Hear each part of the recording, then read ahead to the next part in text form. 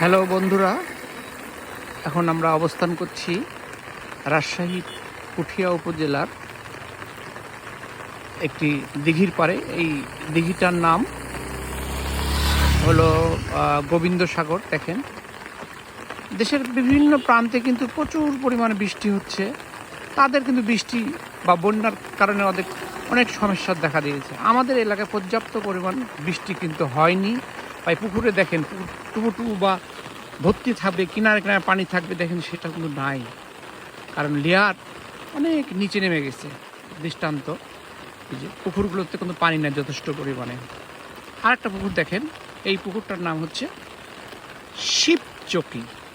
এই পুকুরটার ওই একই অবস্থা। দেখেন, যথেষ্ট পরিমাণে কিন্তু পানি নেই, পানির সংকট। লেয়ার না থাকার কারণে, নিচে নেমে যাওয়ার কারণে কয়েক বছর থেকে কিন্তু রাজশাহী এলাকায় ব্যাপক পরিমাণ বৃষ্টি নাই বা হচ্ছে না।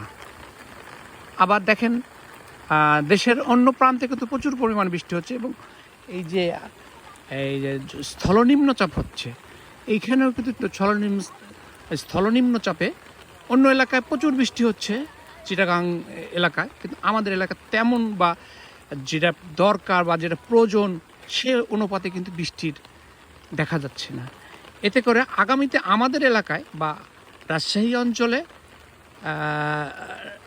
বা লেয়ার নিচে নেমে আরও যাবে পর্যাপ্ত বৃষ্টি না হলে। এবং কলের এই বছরই চলতি বছর অনেক জায়গায় দেখা যাচ্ছে কলের কিন্তু ব্যাপক পানির সংকট দেখা দিয়েছে। কারণ চাপ কল বা পানি কল যেটা আমরা বলি, সেইটা কিন্তু আসলে আদৌ আমাদের আস্তে আস্তে যত দিন যাচ্ছে লেয়ার নিচে জানা যাচ্ছে, ফারাক্কায় পানি আসছে না বা ফারাক্কার পানির স্বল্পতা বা ভারত পানি না দেওয়ার কারণে আমাদের কিন্তু উত্তরাঞ্চলের এলাকাগুলোতে পানির লেয়ার আস্তে আস্তে নেমেই চলেছে।